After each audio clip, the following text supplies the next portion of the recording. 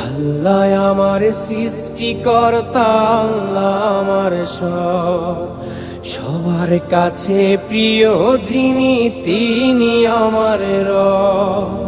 দুনিয়া করব সবাই আল্লাহর ইবাদত, দুনিয়া করব সবাই আল্লাহর ইবাদত। সব কিছুতে দিবেন তিনি তারই রহমত, সব কিছুতে দিবেন তিনি তারই রহমত।